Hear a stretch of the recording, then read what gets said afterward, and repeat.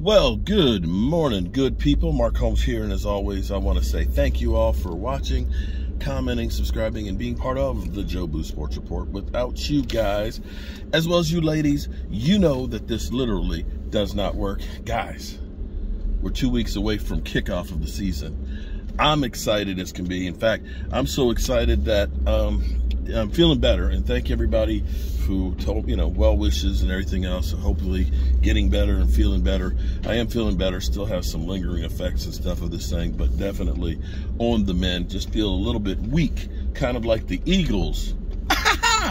Tonight, we're going to be watching the Eagles as well as the Washington game. They will be on at the same time. We'll be covering both of them. We'll check in on my two kids, Philly 500 as well as Rio. Now, Rio, of course, is a custom machine, so, I need to get a dump button. So, anyway, we have rumors. Look at all these rumors surrounding me every day. I just need some time to get away. So what we're hearing is about Denzel Mims. Now, this is what's always so funny, that, we literally get fall for everything. Denzel Mims, who's with the New York Jets, 2-year player, 6'2", about 207 pounds, drafted by the Jets in the second round, has about 35 receptions in his 2 years. Drafted the same season that CeeDee Lamb was, as well as Rhaegar. Has not had a lot of opportunities. Now, you have to kind of handicap his numbers somewhat because he was with the Jets. He was on a bad team, okay, and didn't do well. But he has fallen out of favor with the team and pretty much has been in a backup role throughout training camp, and has requested a trade, and the team, of course, has said, yeah, seek a trade, get us some compensation. Of course, the Jets say, we want fair value compensation for them. We're not just going to give them away. Here's the thing. How many times have we heard a team say, we want to trade a guy? We know that the Eagles have been trying to trade Rhaegar. They've been trying to trade Andre Dillard. But the reality is most teams are in a holding pattern right now because by Tuesday, teams have to cut players. And there's going to be players, a lot of players that are high ground draft picks that have been disappointments that will be cutting on the market. And why spend draft capital and possibly having to take on a contract when you could wait and now all of a sudden you're starting from zero? So, yes, of course, the Cowboys were interested in him. That was one of the guys they looked at in the draft. He's from Texas, so of course there's that link. You have the Cowboys who, you look at and say they've got CeeDee Lamb and a bunch of other guys, as some people have termed it. It's not how I termed it. I think Jalen Tolbert is going to be good. Some people say he didn't look that good in preseason action, but I'll say he had Cooper Rush and things throwing to him. It seems like him and Dak are on a better page. But be that as it may, the thing about Denzel Mims is he's a guy who's been disappointing. It's not like when we were talking about bringing in Amari Cooper, a guy who's had experience, has had good years and things like that. You may be bringing in somebody, a dog who can't hunt.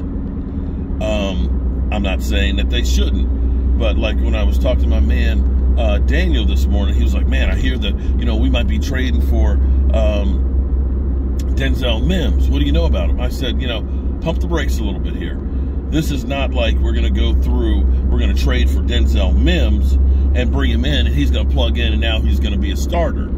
He is basically like the guys that you have currently on the roster that at least know Dak Prescott, know the roster and things like that. It's going to take him time to get up to speed, if ever. And quite frankly, I'm kind of curious as to where we are with James Washington, because James Washington, believe it or not, has a lot more experience than Denzel Mims and has had production in the NFL. The question will be is, what will the Cowboys do? Will they put him on injured reserve? Now, as we get through here to the cuts, there are things that are available to the Cowboys that they can tuck away players, okay? when they make the cuts down to the 54, then basically everybody is a free agent, and they have to clear waivers before you can bring them back as practice squad guys. Practice squad is where you want to hold on to some players that eventually you may be bringing up or putting others on practice squad. But if it's a player that's good, you may risk losing those guys. So you start looking at this from the standpoint of injured reserve can be a way that you can hold on to a player or pup list without having to risk losing somebody else. You can hold the roster spot for them, and then you can end up, taking one of those roster spots for a guy you figure maybe somebody that somebody else wants.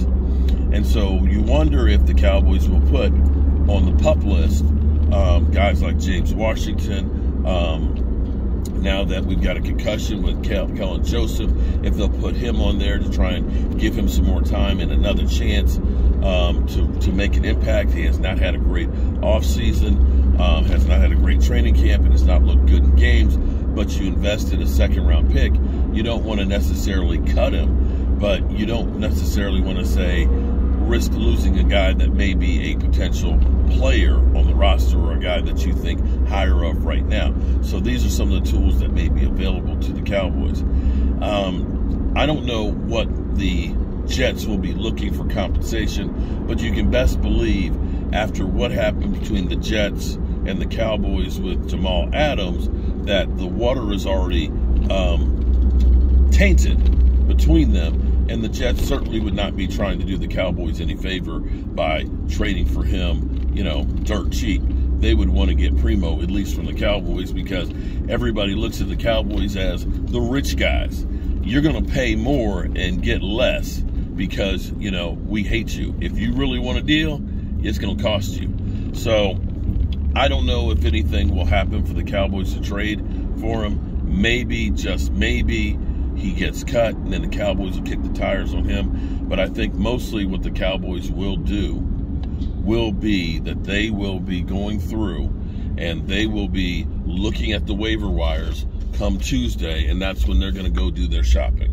They will do what they always do, bargain basement shopping. They don't want to give up draft picks. They don't want to pay a whole bunch of money. And basically, as they always say, we like our guys. Understand, Stephen Jones has it set that we're better off with the guys we have on the roster that we know, as opposed to trying to bring somebody in from the outside. They probably will bring in a couple of players, veterans, dirt cheap, to back up what they have on the offensive line and maybe wide receivers, but they're not going to go out and say, we're looking for a starter. The starters will come from within. And that's just the way it is here with the Cowboys. We can get all excited we can. There's rumors, of course, always for the Cowboys that we might be trying to get this guy or that guy, but you know what? I just don't see it happening. Hope you guys are having a great day. And like I said, I'm getting ready. I think I actually bought myself a couple of pork shoulders. I'm going to smoke me a couple of pork shoulders because I've had this taste, damn it, for a Cuban sandwich, and I'm getting in practice. Not the game yet. Not the game. I got to get in practice for my Cuban subs for game day. And as always, I appreciate you guys. And I hope you're having a great day. And I will see you soon.